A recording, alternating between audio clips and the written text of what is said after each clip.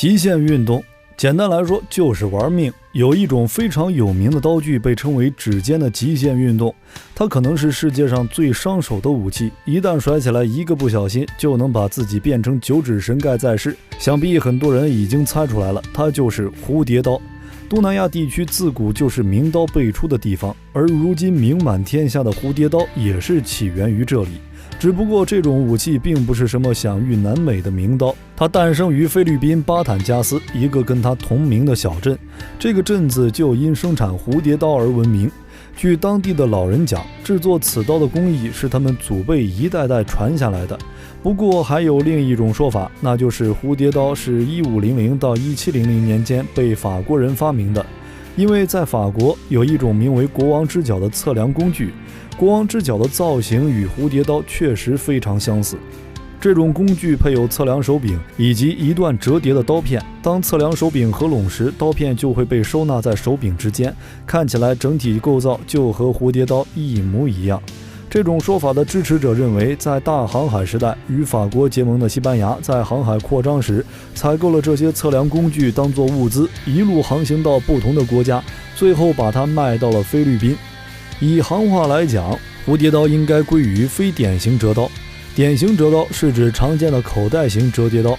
蝴蝶刀本身虽然是一个古老的概念，但就其外形及功能来说，真算的是很精巧。它完全消除了对刀鞘的需求，令其可以方便安全地收为一半的长度。刀柄有着双重的作用，既是刀鞘，也可以通过旋转组成一个坚固的手柄。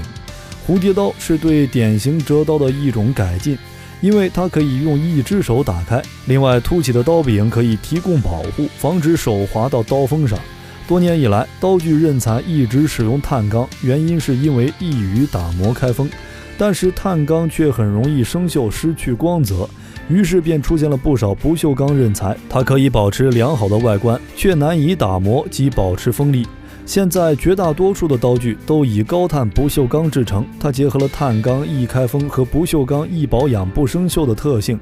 而蝴蝶刀自然也是经历了这项改动。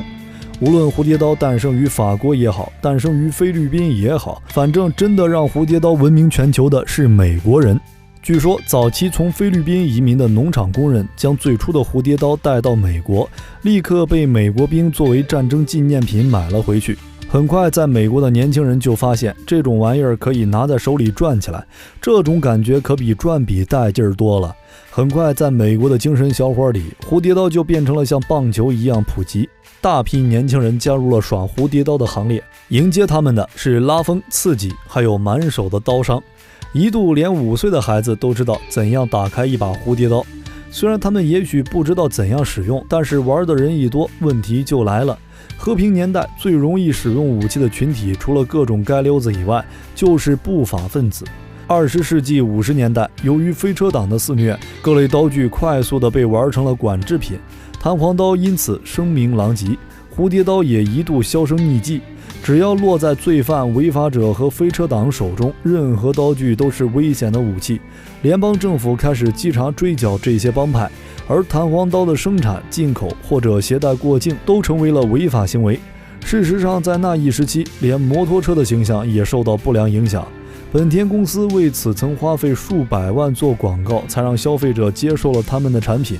如今蝴蝶刀的复苏应该归功于丹伊鲁桑杜的菲律宾武术影视表演。因此1970年9月28日，蝴蝶刀被宣布为非弹簧折刀后，进口禁令解除。现在市面上的弹簧刀，刀身的横截面和外形多种多样，因此严格来说，刀身的选择是由个人自己决定的。一般老手都会向初学者建议，第一把蝴蝶刀选择平脊的，因为这样的话，只要你先把刀刃用胶带粘起来，就可以让你在操练的时候心里充满安全感。就像小时候骑自行车装的辅助轮一样，再也不用担心花钱买来的刀具变成了物理意义上的剁手神器。蝴蝶刀的2个手柄分别称为危险柄和安全柄。如果严格按照规范使用的话，虽然不能说100%不会滴血认主，但的确能大幅度降低误伤的可能。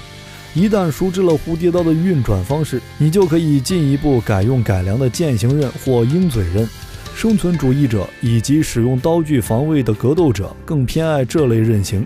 因为双面开刃的设计可以让人更加方便的使用。但购买这种双刃的蝴蝶刀时，一定要注意，你想安全的使用它，必须拥有炉火纯青的技巧，否则就是从入门到入土一条龙服务，从此满手伤痕，甚至要过九指神盖的生活了。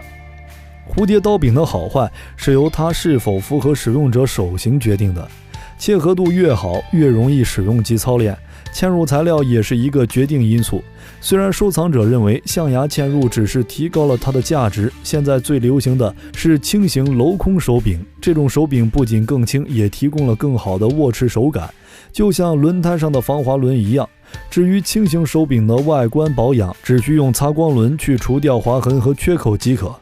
实心一体手柄或无嵌入式手柄在防卫中也比较适用，你不必去担心嵌入件会突出或破裂。你觉得蝴蝶刀这种如今已经成为娱乐器材的武器，在实战中会拥有怎样的威力呢？